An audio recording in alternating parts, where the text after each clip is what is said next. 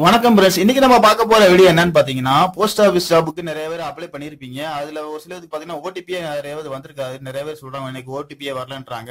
அதை பத்தி பார்க்க போறோம். அடுத்து பாத்தீங்கன்னா, நான் வந்து ஓபிசி ஆப்ஷனை செலக்ட் பண்ணிட்டு பிசி சர்டிபிகேட் அப்லோட் பண்ணிட்டேன். இதனால எனக்கு ப்ராப்ளம் வருமான்றத நிறைய பேர் கேட்டிருக்காங்க.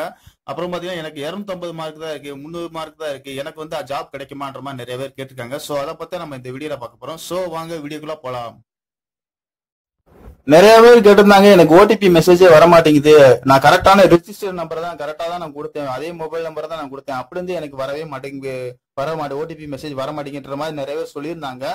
அது வந்து ப்ராப்ளம் பாத்தீங்கன்னா உங்களுக்கு மட்டும் கிடையாது, நிறைய பேருக்கு இந்த ப்ராப்ளம் இருக்கு. இது எதனால இந்த பாத்தீங்கன்னா இந்த போஸ்ட் ஆபீஸ் ஜாப்க்கு வந்து பாத்தீங்கன்னா தமிழ்நாடு மட்டும் கிடையாது, இந்தியா ஓவரால் இந்தியா நிறைய பேர் அப்ளை பண்ணிட்டு இருக்காங்க. அப்படி அந்த நேரத்துல பாத்தீங்கன்னா நீங்க ஓடிபி கொடுக்குற டயத்துல பார்த்தா லட்சக்கணக்கான பேர் இதே ப்ராசஸ் பண்ணிக்கிட்டு இருப்பாங்க. அதனால பாத்தீங்கன்னா உங்களுக்கு வந்து சிஸ்டம், அதாவது அந்த சாஃப்ட்வேர் வந்து ரொம்ப பிஸியா இருக்கும். அதனால பார்த்தீங்கன்னா நிறைய பேருக்கு வந்து வராம இருக்கும், ஒரு சிலருக்கு நிறைய பேருக்கு வந்திருக்கும், ஒரு சிலருக்கு ஓடிபி மெசேஜ் வராம இருந்திருக்கும்.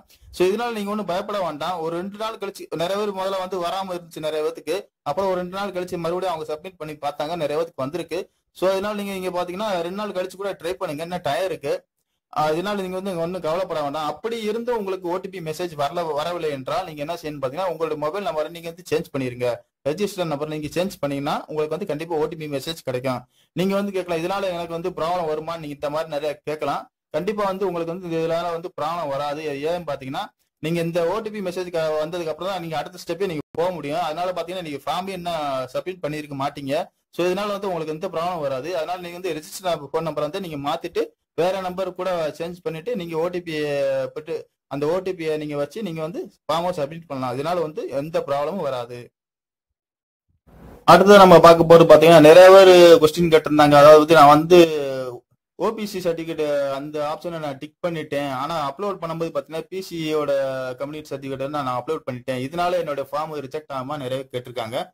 சோ இது வந்து பாத்தீங்கன்னா நம்ம வந்து இது ஒரு மிஸ்டேக் தான், இது வந்து ரிஜெக்ட் ஆகும். ஆனா ஒரு ஒரு வழியில பாத்தீங்கன்னா ஒரு சிலருக்கு வந்து ரிஜெக்ட் ஆகாது. அது எந்த வழின்னு பாத்தீங்கன்னா அன்ரிசர்வ்ல வந்து, அதாவது யூஆர்எல் நம்ம டிக் பண்ணிட்டு இந்த மாதிரி நம்ம மிஸ்டேக் பண்ணியிருந்தோம்னா எந்த பிரச்சனையும் இருக்காது. ஏன்னா யூஆர்எல் பொறுத்த வரைக்கும் பாத்தீங்கன்னா எல்லாமே கலந்தா இருக்கும், எல்லாமே ஒரு பொதுவானது. அதுக்கப்புறம் அவங்களே நினைச்சுக்கூடாது சார் ஒரு மிஸ்டேக் பண்ணிட்டாங்க, இவங்களை வேணுமனே பண்ணிருக்க மாட்டாங்க, ஏதோ மிஸ்டேக் பண்ணிட்டாங்க விட்டுருப்பாங்க. ஆனா நீங்க வந்து ஓபிசில ஆப்ஷனை டிக் பண்ணிட்டு ஓபிசில போய் நீங்க அந்த ப்ரிஃபரன்ஸ் கொடுத்து நீங்க செட் பண்ணி வச்சிருந்தீங்கன்னா, ஓபிசில கொடுத்துட்டு இந்த பிசி கம்யூனிட்டி சர்டிபிகேட்டை போய் அப்லோட் பண்ணீங்கன்னா கண்டிப்பா வந்து அது வந்து ரிஜெக்ட் ஆயிரும் உங்க ஃபார்ம்.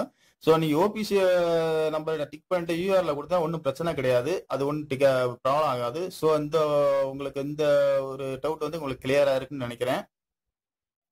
அப்புறம் பாத்தீங்கன்னா 250 மார்க், 200 மார்க், 300 மார்க்னா இந்த மாதிரி மார்க்குகள்லாம் நிறைய பேர் கேட்டிருந்தாங்க. அந்த மாதிரி மார்க்கெல்லாம் எங்களுக்கு வந்து ஜாப் கிடைக்குமான்ற மாதிரி கேட்டிருக்காங்க. ஸோ அந்த மாதிரி இருக்குன்னா நீங்க ஒன்றும் கவலைப்பட வேண்டாம். நீங்க வந்து பாத்தீங்கன்னா 20 ப்ரிஃபரன்ஸ் வந்து நீங்க எல்லாமே கொடுத்துருந்தா உங்களுக்கு வந்து கண்டிப்பா ஏதாவது ஒரு வகையில உங்களுக்கு வந்து கிடைக்கும். அதாவது 20 லொகேஷன் நீங்க அலாட் பண்ணி கொடுத்தீங்கன்னா, சூஸ் பண்ணி கொடுத்தீங்கன்னா உங்களுக்கு வந்து கண்டிப்பா வந்து இந்த குறைவான மார்க் கூட ஏதாவது ஒரு சலுகை மூலம் கண்டிப்பா உங்களுக்கு கிடைக்கும். அதனால வந்து நம்மளுக்கு மார்க் கம்மியா இருக்கு நம்மளுக்கு கிடைக்காதுன்னு சொல்றதுக்காக நீங்க அப்ளை பண்ணாம விட்டுறாங்க, கண்டிப்பா அப்ளை பண்ணுங்க. இது வந்து எப்பயோ ஒரு நல்ல ஒரு சான்ஸ், இது வந்து நல்ல ஒரு சான்ஸ். இந்த சான்ஸ் வந்து யாருமே மிஸ் பண்ணிடுறாங்க. கிடைக்கதோ கிடைக்கலையோ நம்ம அதாவது நம்ம முயற்சி எடுத்துக்காங்க, அதாவது முயற்சியுடைய இகழ்ச்சி இடையாருன்ற மாதிரி நம்ம வந்து கண்டிப்பா முயற்சி எடுத்தோம்னா கண்டிப்பா அதுக்கான பலன் கிடைக்கும். ஸோ அதனால பாத்தீங்கன்னா நீங்க அப்ளை பண்ணாம விட்டுறாங்க, குறைச்ச மாதிரி இருக்கு நம்ம வந்து அப்ளை பண்ணாம விட்டுறோம்னு நினைச்சு நீங்க விட்டுற வேண்டாம். நீங்க வந்து அப்ளை பண்ணுங்க, கண்டிப்பா உங்களுக்கு கிடைக்கும்.